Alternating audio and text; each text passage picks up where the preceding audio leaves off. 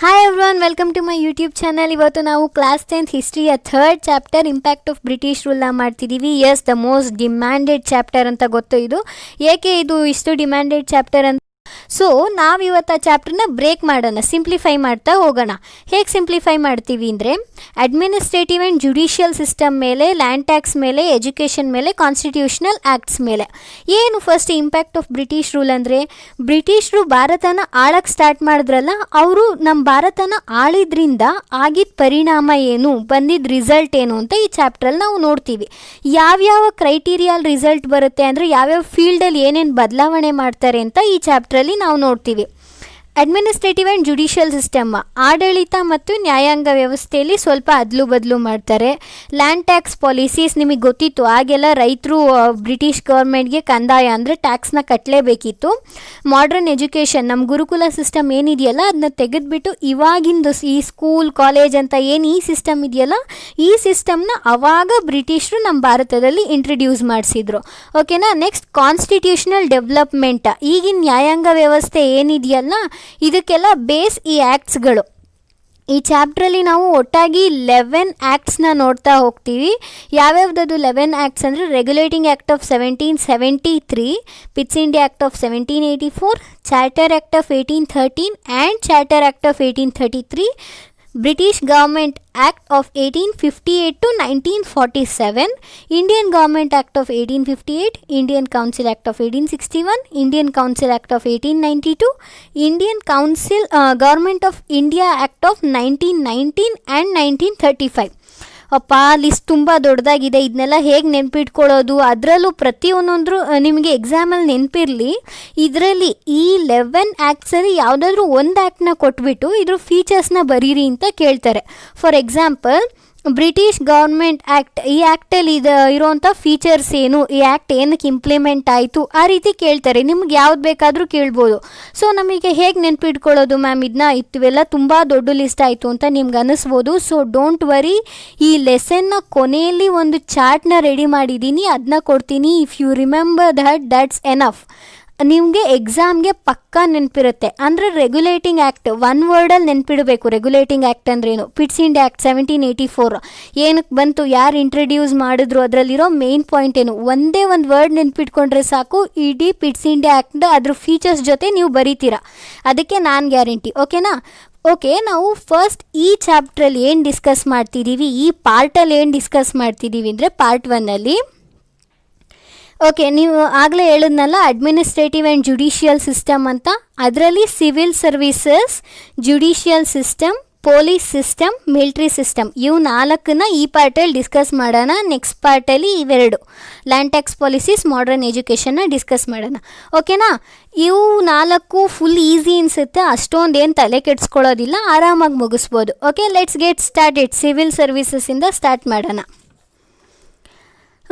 ಏನು civil service ಅಂದರೆ, ಈಗಿನ IAS IPS exam, government exam ಎಲ್ಲ ಏನೇನು ಇದೆಯಲ್ಲ, ಇದನ್ನು ಬ್ರಿಟಿಷರು ಇಂಟ್ರಡ್ಯೂಸ್ ಮಾಡಿಸಿದ್ದು. ಯಾರು ಬ್ರಿಟಿಷರಲ್ಲಿ ಯಾರು ಈ ಸಿವಿಲ್ ಸರ್ವೀಸಸ್ನ ಇಂಟ್ರಡ್ಯೂಸ್ ಮಾಡಿಸಿದ್ದು ಅಂದರೆ, ಲಾರ್ಡ್ ಕಾರ್ನ್ವಾಲಿಸ್. ನೆನ್ಪಿಟ್ಕೋಬೇಕು ನೀವು. Who introduce the civil services in India ಅಂದರೆ ಲಾರ್ಡ್ ಕಾರ್ನ್ವಾಲಿಸ್ ಇಂಟ್ರಡ್ಯೂಸ್ಡ್ ಅಂತ ಬರೀಬೇಕು ನೀವು. ಸಿವಿಲ್ ಸರ್ವಿಸ್ ಅಂದರೆ ಈಗ ಬರೀತಾರಲ್ಲ UPSC, KS, IPS, KPS, ಆ ಎಕ್ಸಾಮ್ಗಳನ್ನೆಲ್ಲ ಆವಾಗಲೇ ಇಂಟ್ರಡ್ಯೂಸ್ ಮಾಡಿಸಿದ್ರು. ಇಂಟ್ರಡ್ಯೂಸ್ ಮಾಡಿದ್ದಕ್ಕೆ ಕಾರಣ ಏನು? What is the reason for the introduction of civil services ಅಂದರೆ, ಲಾರ್ಡ್ ಕಾರ್ನ್ವಾಲಿಸ್ ಕೈ ಕೆಳಗಡೆ ಸ್ವಲ್ಪ ಕೆಲಸಗಾರರು ಕೆಲಸ ಮಾಡ್ತಿದ್ರು. ಅವ್ರೇನಾಗ್ತಿದ್ರು, ಕರಪ್ಟ್ ಆಗ್ತಿದ್ರು. ಅಂದರೆ ಲಂಚ ತೊಗೊತಿದ್ರು, ಲಂಚ ಕೊಡ್ತಿದ್ರು. ಒಟ್ಟಿನಲ್ಲಿ ಅವ್ರು ಚೆನ್ನಾಗಿ ದುಡ್ಡು ಮಾಡ್ಕೊಳ್ಳೋ ದಾರಿನ ನೋಡ್ತಿದ್ರು. ಇದಕ್ಕೇನು ಮಾಡಿದ್ರು ಲಾರ್ಡ್ ಕಾರ್ನ್ವಾಲಿಸು, ಇದನ್ನೆಲ್ಲ ನಿಲ್ಲಿಸಬೇಕು, ನಮ್ಮ ಗೌರ್ಮೆಂಟ್ಗೆ ಅಂದರೆ ಬ್ರಿಟಿಷ್ ಗೌರ್ಮೆಂಟ್ಗೆ ಜಾಸ್ತಿ ಲಾಭ ತಂದುಕೊಡ್ಬೇಕು ಅಂತ ಅವ್ರೇನು ಮಾಡ್ತಾರೆ, ರೆಗ್ಯುಲೇಟಿಂಗ್ ಆ್ಯಕ್ಟ್ನ ಇಂಟ್ರಡ್ಯೂಸ್ ಮಾಡ್ತಾರೆ. ಯಾವಾಗ? 1773. ನೆನ್ಪಿಟ್ಕೊಳ್ಳಿ, ರೆಗ್ಯುಲೇಟಿಂಗ್ ಆ್ಯಕ್ಟ್ ಆಫ್ 1773. ಏನು ರೆಗ್ಯುಲೇಟಿಂಗ್ ಆ್ಯಕ್ಟ್ ಅಂದರೆ, ನೀವು ಈ ಪದದಲ್ಲೇ ಅರ್ಥ ಮಾಡ್ಕೋಬೋದು. ರೆಗ್ಯುಲೇಟ್ ಅಂದ್ರೇನು? Enforce, control. ಇವಾಗ ನಮ್ಮ LPG ಗ್ಯಾಸ್ಗಳಲ್ಲೆಲ್ಲ ರೆಗ್ಯುಲೇಟರ್ ಅಂತ ಇರುತ್ತೆ ತಾನೇ. ಏನು ರೆಗ್ಯುಲೇಟರ್ ಅಂದರೆ, ಕಂಟ್ರೋಲ್ ಮಾಡ್ಬೋದು ನಾವು ಗ್ಯಾಸ್ ಫ್ಲೋನ. ಅದೇ ರೀತಿ ಇದರಲ್ಲೂ ಅಷ್ಟೇ, ರೆಗ್ಯುಲೇಟಿಂಗ್ ಆ್ಯಕ್ಟ್ ಅಂದರೆ ಇಲ್ಲಿರೋ ಕೆಲಸಗಾರರನ್ನ ಕಂಟ್ರೋಲ್ ಮಾಡಬೇಕಿತ್ತು ಅಷ್ಟೇ. ಓಕೆನಾ. ಅದಕ್ಕೆ ಕಾರ್ನ್ವಾಲಿಸ್ ಏನು ಮಾಡಿದ್ರು ಅಂದರೆ, 1800 1800ರಲ್ಲಿ ಲಾರ್ಡ್ ಕಾರ್ನ್ವಾಲಿಸ್ ಒಂದು ಕಾಲೇಜ್ನ ಕಟ್ಸಿದ್ರು. ಏನು ಆ ಕಾಲೇಜ್ ಹೆಸರು? Fort William college. ಎಲ್ಲಿ ಕಟ್ಸಿದ್ರು? ಕಲ್ಕತ್ತಾದಲ್ಲಿ ಫೋರ್ಟ್ ವಿಲಿಯಂ ಕಾಲೇಜ್ ಕಟ್ಸಿದ್ರು. ಓಕೆನಾ? ಅಲ್ಲೇನು ಮಾಡಿದ್ರು? ಸಿವಿಲ್ ಸರ್ವೀಸಸ್ ಅಂತ ಸ್ಟಾರ್ಟ್ ಮಾಡಿದ್ರು. ಅಂದರೆ ಈಗ ಗೌರ್ಮೆಂಟ್ ಕೆಲಸಗಳು, ಗೌರ್ಮೆಂಟ್ ಹುದ್ದೆಗಳು ಏನೇನಿದೆಯಲ್ಲ ಅದನ್ನು ಈ ಸಿವಿಲ್ ಸರ್ವೀಸಸ್ ಮುಖಾಂತರ ಪಡ್ಕೋಬೋದಿತ್ತು. ಇವಾಗ ನಾನು ಡಿಸ್ಟಿಕ್ ಕಲೆಕ್ಟರ್ ಆಗಬೇಕಾ, ಈ ಸಿವಿಲ್ ಸರ್ವಿಸ್ ಎಕ್ಸಾಮ್ಗೆ ಅಪಿಯರ್ ಆಗಿ ಇಲ್ಲಿ ಪಾಸ್ ಆದರೆ ನಾನು ಆ ಸಿವಿಲ್ ಅಂದರೆ ಆ ಕೆಲಸಕ್ಕೆ ಸೇರ್ಕೋಬೋದಿತ್ತು. ಆದರೆ ಇಲ್ಲೇನಾಯಿತು? British company, East India Company directors head ಏನಿದಾರಲ್ಲ ಅವರು ಲಾರ್ಡ್ ಕಾರ್ನ್ವಾಲಿಸ್ ಈ ಸಜೆಷನ್ನು ಒಪ್ಕೊಳ್ಳಿಲ್ಲದಕ್ಕೆ ಏನಾಯಿತು? ಅವ್ರು ಯಾವಾಗ ಒಪ್ಕೊಂಡ್ರು? ಕೊನೆಯಲ್ಲಿ 1853 ಒಪ್ಕೊಂಡ್ರು. ಅದಾದಮೇಲೆ ಏನಾಯಿತು? ಬ್ರಿಟಿಷ್ ಇವಾಗ ನಮ್ಮ ಇಂಡಿಯನ್ಸ್ಗೆ ಆವಾಗ ತಿನ್ನೋದಕ್ಕೆ ಊಟನೇ ಇರಲಿಲ್ಲ. ಅಂದರೆ ಅವರು ದಿನ ಕೆಲಸ ಮಾಡಿಕೊಂಡು ಅಂದರೆ ದಿನಗೂಲಿ ಮೇಲೆ ಬದುಕ್ತಾ ಇದ್ದರು. ಅಂಥದ್ರಲ್ಲಿ ಇಂಡಿಯನ್ಸ್ಗೆ ಏನೂ ಹೆಲ್ಪ್ ಆಗಲೇ ಇಲ್ಲ ಇದನ್ನ ಇಂಟ್ರಡ್ಯೂಸ್ ಮಾಡಿಸಿದ್ರಿಂದ. ಸೊ ಲಾರ್ಡ್ ಕಾರ್ನ್ವಾಲಿಸ್ ಇಲ್ಲೊಂದು ಸ್ಟೇಟ್ಮೆಂಟ್ ಮಾಡ್ತಾರೆ, ಅವ್ರು ಅಷ್ಟೊಂದು ಕಷ್ಟಪಟ್ಟರು, ಇಂಡಿಯನ್ಸ್ ಯಾರೂ ಮುಂದೆ ಬರಲಿಲ್ಲ, ಅವ್ರಿಗೇನೂ ಲಾಭ ಆಗಲಿಲ್ಲ. ಅದಕ್ಕೆ ಇವ್ರಿಗೆ ಬೇಜಾರಾಗ್ಬಿಟ್ಟು all natives of Hindustan are completely corrupt ಅನ್ನೋ ಸ್ಟೇಟ್ಮೆಂಟ್ನ ಮಾಡ್ತಾರೆ. ಅದರಿಂದ ಏನಾಯಿತು? ಇಂಡಿಯನ್ಸ್ಗೆ ಬರೀ ಕೆಳಮಟ್ಟದ ಕೆಲಸಗಳೇ ಸಿಗೋಕ್ಕೆ ಸ್ಟಾರ್ಟ್ ಆಯಿತು. ಅಂದರೆ ಬರೀ ಲೋವರ್ ಜಾಬ್ಸು, ಏನು ಅಷ್ಟೊಂದು ಹೈ ಪೊಸಿಷನಲ್ಲಿ ಅವರು ಏನೂ ಇರ್ತಿರ್ಲಿಲ್ಲ, ಎಲ್ಲ ಕೆಳಮಟ್ಟದ ಕೆಲಸನೇ ಅವ್ರಿಗೆ ಸಿಗ್ತಾ ಹೋಯಿತು. ಸೊ ಇಲ್ಲಿ ಸಿವಿಲ್ ಸರ್ವಿಸಸ್ ಮುಗ್ದೋಗುತ್ತೆ. ನೀವು ಸಿವಿಲ್ ಸರ್ವಿಸ್ ಅಂದರೆ ನೆನ್ಪಿಟ್ಕೋಬೇಕಾಗಿದ್ದು ಇಷ್ಟೇ. ಲಾರ್ಡ್ ಕಾರ್ನ್ವಾಲಿಸ್ ಇಂಟ್ರಡ್ಯೂಸ್ ಮಾಡಿದ್ರು, ಅಲ್ಲಿದ್ದಿದ್ದ ಕೆಲಸಗಾರರು ಕರಪ್ಟ್ ಆಗಿದ್ರು, ಅದಕ್ಕೆ 1773 ರೆಗ್ಯುಲೇಟಿಂಗ್ ಆ್ಯಕ್ಟ್ ಬಂತು. ಅದಾದಮೇಲೆ Lord Cornwallis Fort William College ಕಟ್ಸಿದ್ರು ಕಲ್ಕತ್ತಾದಲ್ಲಿ. ಅಲ್ಲೇನಾಯಿತು? ಕಂಪನಿ ಡೈರೆಕ್ಟರ್ಸ್ ಒಪ್ಕೊಳ್ಳಿಲ್ಲ. 1853 ಒಪ್ಕೊಂಡ್ರು, ಆದರೂ ಇಂಡಿಯನ್ಸ್ಗೆ ಏನು ಹೆಲ್ಪ್ ಆಗಲಿಲ್ಲ. ಸೊ ಕೊನೆಗೇನಾಯಿತು? ಇಂಡಿಯನ್ಸ್ಗೆ ಲೋವರ್ ಜಾಬೇ ಸಿಗ್ತಾ ಹೋಯಿತು. ಇಷ್ಟೇ ಸಿವಿಲ್ ಸರ್ವಿಸಸ್. ಇಷ್ಟನ್ನ ನೆನ್ಪಿಟ್ಕೊಂಡ್ರೆ ಸಾಕು. ಇಲ್ಲಿ ಲಾರ್ಡ್ ಕಾರ್ನ್ವಾಲಿಸ್ ಸ್ಟೋರಿ ನೆನ್ಪಿಟ್ಕೊಳ್ಳಿ ಅಷ್ಟೇ. ಓಕೆನಾ?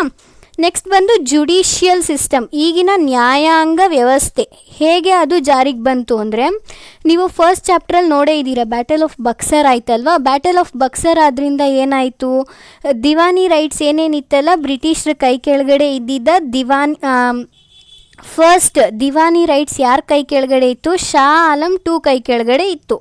ಇದನ್ನ ನಾವು ಫಸ್ಟ್ ಚಾಪ್ಟ್ರಲ್ಲಿ ನೋಡಿದ್ವಿ. ಶಾ ಆಲಮು ಯುದ್ಧದಲ್ಲಿ ಸೋತ್ಬಿಟ್ಟು ಅವರ ದಿವಾನಿ ರೈಟ್ಸ್ನ ಬ್ರಿಟಿಷರಿಗೆ ಬಿಟ್ಕೊಡ್ತಾರೆ. ಏನು ಈ ದಿವಾನಿ ರೈಟ್ಸ್ ಅಂದರೆ?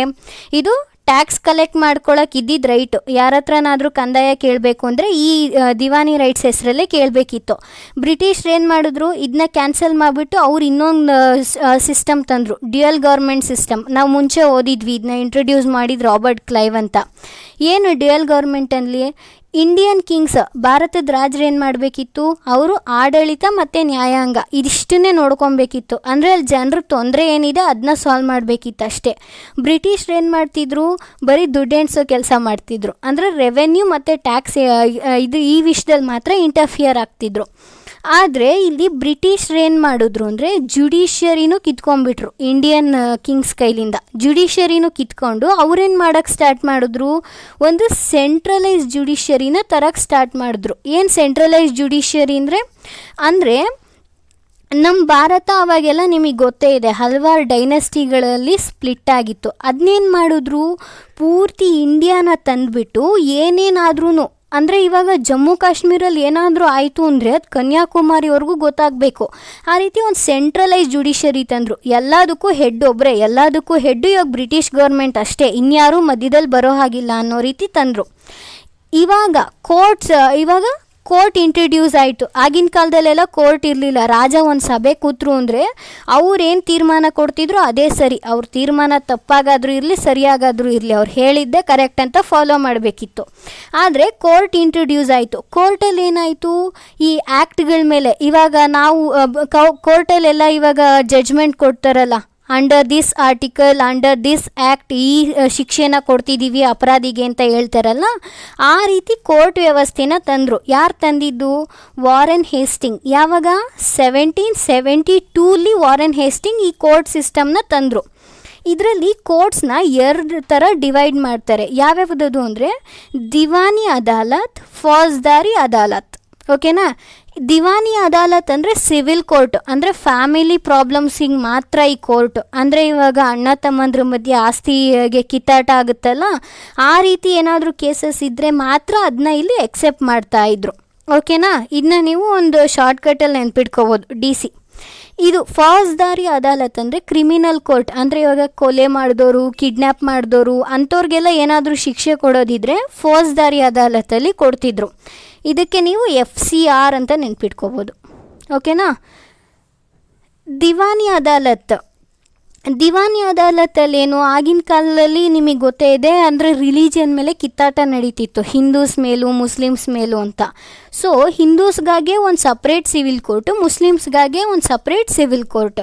ಹಿಂದೂಸ್ ಏನು ಮಾಡ್ತಿದ್ರು, ಹಿಂದೂ ಸ್ಕ್ರಿಪ್ಚರ್ನ ಫಾಲೋ ಮಾಡ್ತಿದ್ರು. ಅಂದರೆ ಭಗವದ್ಗೀತೆಯಲ್ಲಿ ಏನು ಬರೆದಿದೆ, ಮಹಾಭಾರತದಲ್ಲಿ ಏನು ಬರೆದಿದೆ, ಅಲ್ಲಿ ತಪ್ಪು ಮಾಡಿದ್ರೆ ಎಂಥ ಶಿಕ್ಷೆ ಕೊಡಬೇಕಿತ್ತು ಅಂತ ಆ ರೀತಿ ಹಿಂದೂ ಬುಕ್ಸ್ ಮೇಲೆ ಶಿಕ್ಷೆ ಕೊಡೋಕ್ಕೆ ಇವ್ರು ಸ್ಟಾರ್ಟ್ ಮಾಡಿದ್ರು.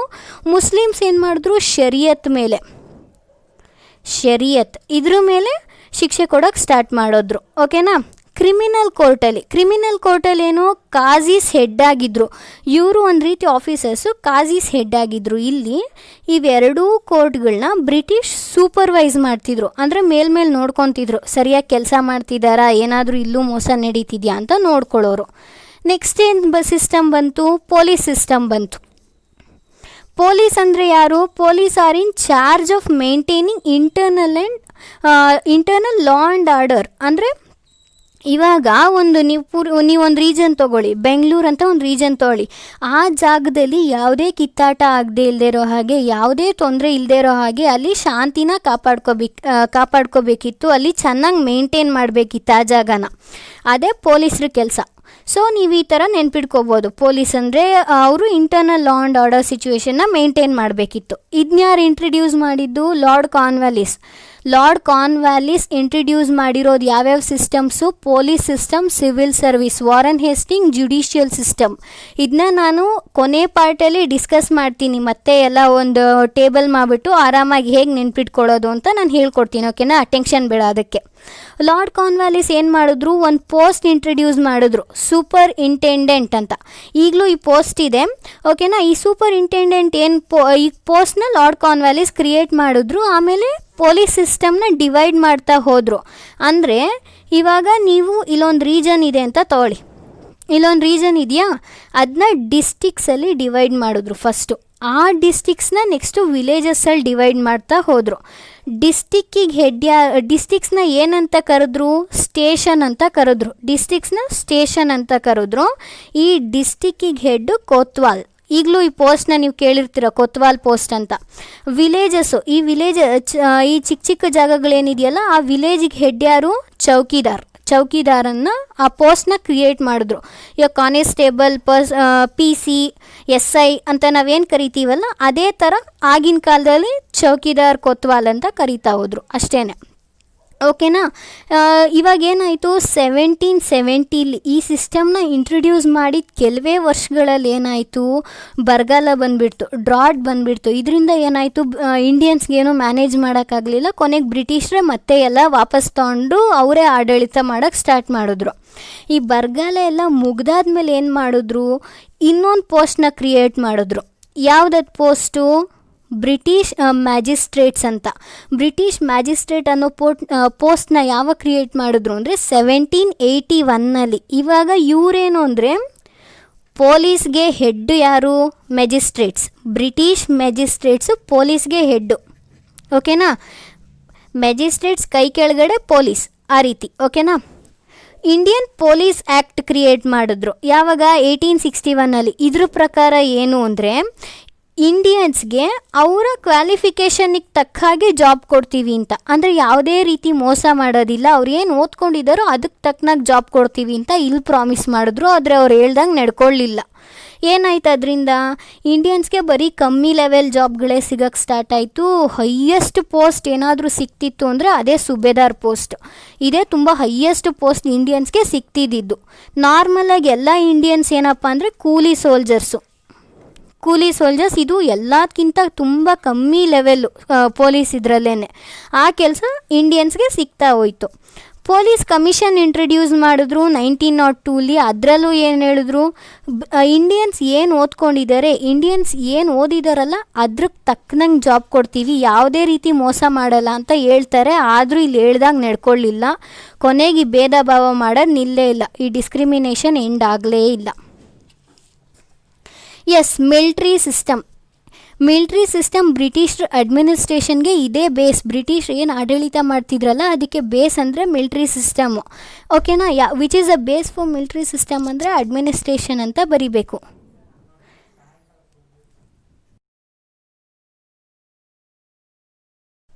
ಆಗಲೇ ಹೇಳಿದಾಗೆ ಇಂಡಿಯಾದಲ್ಲಿ ಇಂಡಿಯನ್ಸ್ಗೆ ಸಿಗ್ತಿದ್ದ ಹೈಯೆಸ್ಟ್ ಪೋಸ್ಟ್ ಅಂದರೆ ಅದೇ ಸುಬೇದಾಸ್ ಪೋಸ್ಟ್. ಮತ್ತು ಕಾಮನ್ ಇಂಡಿಯನ್ಸ್ ಅಂದರೆ ನಾರ್ಮಲಾಗಿ ಎಲ್ಲ ಇಂಡಿಯನ್ಸ್ಗೆ ಸಿಗ್ತಿದ್ದಿದ್ದ ಪೋಸ್ಟ್ ಅಂದರೆ ಕೂಲಿ ಸೋಲ್ಜರ್ಸ್. ಇದನ್ನ ಪೊಲೀಸ್ ಸಿಸ್ಟಮಲ್ಲೇ ಹೇಳಿದೆ.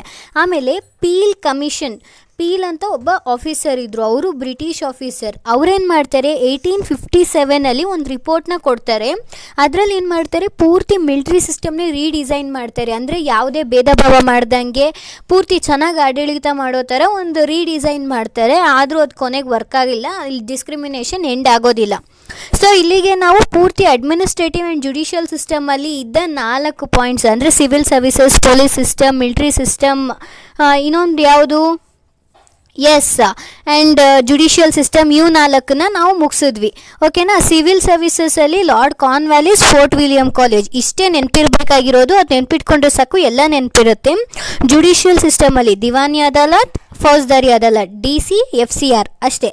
ಆಮೇಲೆ ಪೊಲೀಸ್ ಸಿಸ್ಟಮಲ್ಲಿ ಡಿಸ್ಟ್ರಿಕ್ಟ್ಸ್ನ ಸ್ಟೇಷನ್ಸಿಗೆ ಡಿವೈಡ್ ಮಾಡಿದ್ದು ಕೊತ್ವಾಲ್ ಮತ್ತು ಚೌಕಿದಾರ್ ಮತ್ತು ಬ್ರಿಟಿಷ್ ಮ್ಯಾಜಿಸ್ಟ್ರೇಟ್ಸ್, ಅದು ನೆನಪಿರಬೇಕು. ಮಿಲ್ಟ್ರಿ ಸಿಸ್ಟಮಲ್ಲಿ ಏನು ಬೇಸ್ ಆಫ್ ಅಡ್ಮಿನಿಸ್ಟ್ರೇಷನ್ ಇದು, ಆಮೇಲೆ ಹೈಯೆಸ್ಟ್ ಪೋಸ್ಟ್ ಯಾವ್ಯಾವ್ದು ಸಿಕ್ತಿತ್ತು, ಮತ್ತು ಮಿಲ್ಟ್ರಿ ಸಿಸ್ಟಮ್ ರೀಡಿಸೈನ್ ಆಗಿದ್ದು, ಅದು ಪೀಲ್ಸ್ ಕಮಿಷನಿಂದ. ಇಷ್ಟು ನೆನಪಿದ್ರೆ ಸಾಕು.